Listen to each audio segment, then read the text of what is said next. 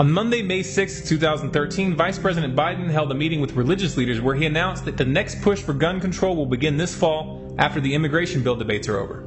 Those present for the meeting included Franklin Graham, son of the evangelist Billy Graham, and Barrett Duke, the Vice President of the Ethics and Religious Liberty Commission, which is the Southern Baptist Convention's public policy arm. According to Politico, 5 people who attended the 2.5-hour meeting stated that Biden made the specific plea to those present to keep his words off the record from reporters. What the administration is doing here is preparing the ground by ensuring that church leaders are cooperative when these new policies are put forth this fall. Now, if this is surprising to you, you may want to research the Clergy Response Teams, which is a homeland security program employing thousands of pastors across the nation to ensure cooperation during situations where martial law is declared.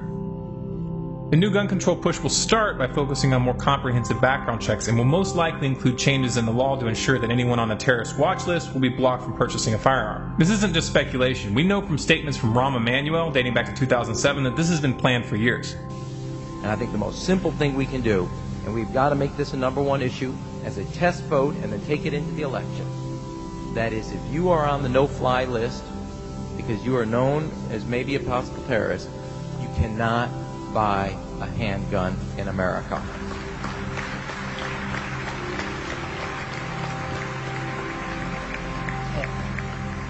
And I am not one far from liking the mixing of politics and policy, but as my old boss used to say, give me that vote and throw me into that briar patch. I'll make politics out of that every day, because if it's between that terrorist list and the NRA, I know where America's going to be every time, and they're going to make the right choice.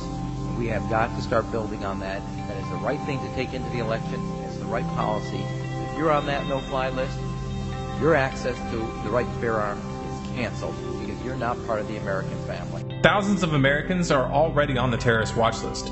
There's no way to find out whether you're on the list, why you may be on it, or whether you've been removed.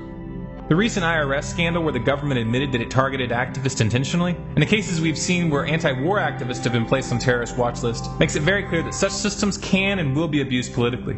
Now, if you happen to believe that the government's real motives here are to reduce gun violence as they claim, you might want to research Operation Fast and Furious, in which the Obama administration was caught smuggling thousands of weapons to Mexican drug cartels. These guns were used in murders both in Mexico and in the United States, and the scandal only came to light after an ATF agent blew the whistle.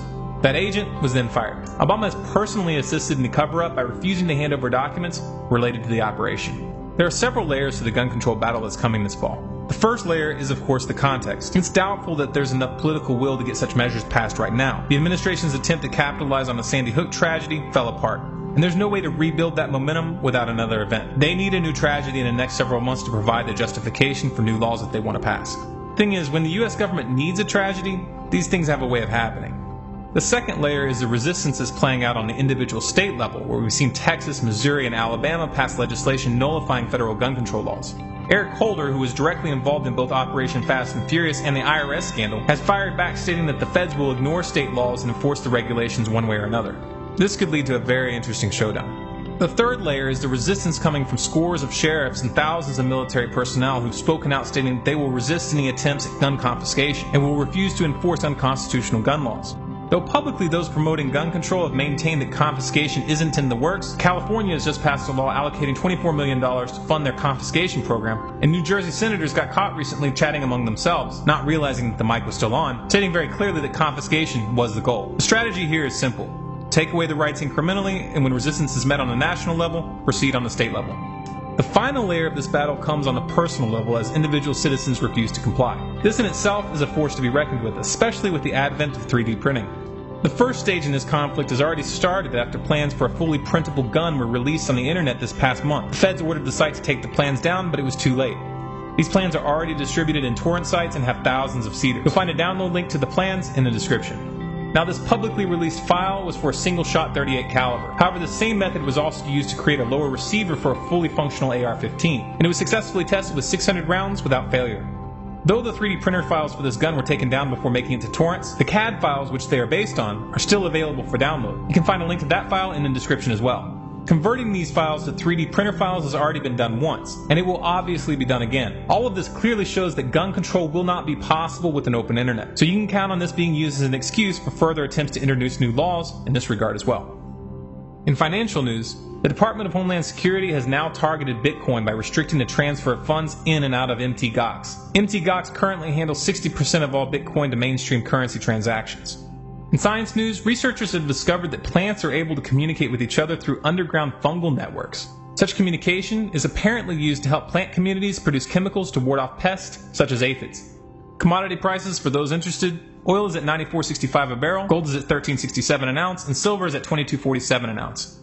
In channel news, I want to thank everyone who's sent donations over the past several months. We've used the money to buy recording software, to buy royalty-free music for videos, video animations, proper microphone and a recording interface, and a small Wacom tablet for graphics. That's a big part of what's enabled us to step up the quality and the quantity of what we've been putting out. We are still working on the full-length documentary. The narration is recorded, and about 40 minutes of the music has been written, and we've started on the animations. The video is over 2 hours long, which is far bigger than anything we've ever done in the past, so it's a massive project, and we severely underestimated how much time it would take. It's worth noting that initially we planned to make the documentary only an hour long.